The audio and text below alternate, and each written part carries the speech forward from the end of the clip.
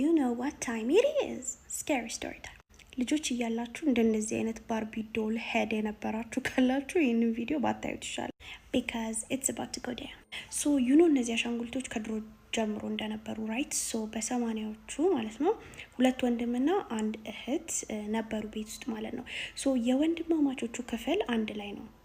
So ታላቅ ወንድምና የመጨረሻው ወንድ ልጅ ሆኖ ነው የሚያድሩት ከፊት ለፊት ደግሞ እህታቸው ናት መታደር ሶ መሃል ያለችው እህታቸው ማለት ነው እቺ እህታቸው ደግሞ ባርቢ አሻንጉሊት ነበረች ሶ ባርቢ አሻንጉሊት አለች አይደለ ጸጉሯን ምናምን ያበጠራችሁ የምትሰሩላት እሷ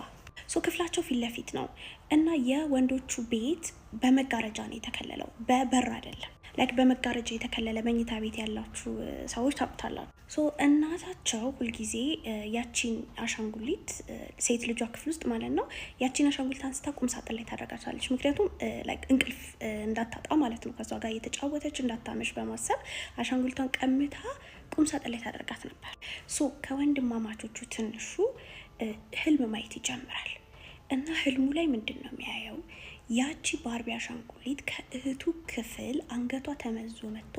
ወደነሱ ክፍል እንዲያጮልቃ ስታየው ነው የሚያየው ህልም ማለት ነው እና በጣም ይጨነቃል በጣም ይፈራል ከዛ በህልሙ እንደዛ ካየ በኋላ በሪል ደግሞ እንደዛ ሆና ያያታል ማለት ነውና በጣም ይደናገጣል በጣም ይፈራል so it's almost like የሆነ ሰው ጭንቅላቷን ይዞ እንደዚህ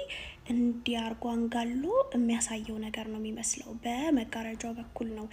አንገቷ ብቻ እንዲመቶ የሚያየው ማለት ነው ስማምቡል ፍስክስን ይራስፈራ ሶ ለቤተሰቦቹ ሄዶ ሲናገር ሁሉም ይቀልዱበታል ወንድሙ ማላመነውም እናትና አባቱ ማንም ማላመነውም ላይክ ምንድነው መታወራዊ ነው ማይሆን ነገር ነው ከዛ ይሄንን ኤግዛክት ነገር በድጋሚ ማን ያያል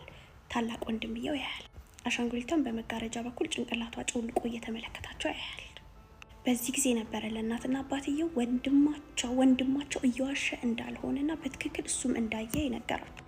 አሁን እናትና አባት በጣም ይናደዳሉ ሁለቱም ወንዶች ልጆች ላይ ማለት ነው ላይክ ምን አይነት ጌም ነው ያመጣችሁት እንደዚህ አይነት ቀልድ ለምንድን ነው የምትቀልዱት ብለው በጣም ይበሳጫሉ ሶ ከክፍላችሁ እንዳትወጡ ከዚህ በኋላ ምናምን ይሏቸውና ይቆጣቸዋል ከዛ ይህ በተፈጠረ በሳምንቱ አባትየው ወደ ሽንት ቤት ለመሄድ እየቦከረ ያለ ኮሪደሩ ላይ ጨለማ ነበር መብራት የለም ይዛቀንና ወደ ሽንት ቤት እየሄደ በነበረበት ሰዓት he could swear that የሆነ ነገር አጮልቆ ያየው እንደነበር ምን እንደሆነ ማረጋገጥ አልቻለም ዞር ሲል የለም ግን የሆነ ነገር እያየው እንደነበር እርግጠኛ ነበር ሶ በዚህ ጊዜ ወንዶች ልጆች ሲያወሩት የነበረው ነገር በሐሳቡ ይመጣና መጨናነቅ ይጀምራል ስለዚህ ያቺን አሻንጉሊት ከእህቱ ክፍል አውጥቶ ያቺን አሻንጉሊት ከልጁ ክፍል አውጥቶ ቆሻሻ መጣያ ውስጥ ይጥላታል ማለት ነው ሶ የቆሻሻ የሚወሰድበት ቀን ገና ስለነበረ ቆሻሻውን አውጥተው ውጪ ያደርጉታል ሶ አሻንጉሊቷ እዛ ውጪ ላይ ማደር ትጀምራለች ማለት ነው የቆሻሻ የሚወስዱ ሰዎች መጥተው እስኪወስዱት ድረስ በዚህ ጊዜ ታዲያ አያታቸው ልትጎበኛቸው እዛ ቤት ትመጣለች ሶ ስትገባ ስታይ ከፊት ቆሻሻ እንትን ውስጥ ላስቲክ ውስጥ ከላይ ባርቢ አሻንጉሊቷን ታያታለች ስታያት ንጹህ ናት ምንም አልሆነችም ስለዚህ ይዛት ትገባለች ወደ ቤት ለምንድነው የጣላቻት አሻንጉሊት ላይ አላረጀችም ምንም አልሆነችም ለምን ጣላቻት ትላቸዋለች ሶ አባትና እናት ትክክለኛ ሪዙን አልነገሯትም ግን እንዳትደነግጥና እንዳትጨናነቅ በማለት ነገር ግን ልጃቸው ሴት ልጃቸው በዚች መጫወት እንደማትፈልግና ለዛ እንደጣላት ይነግሯታል በዚህ ጊዜ አያትየው she was like እኔ ወስዳታለሁ ብላ ወደ ቤቷ ተወስዳታለች አያትየው ብዙ የአሻንጉሊት ኮሌክሽኖች አሏት ላይክ የድሮ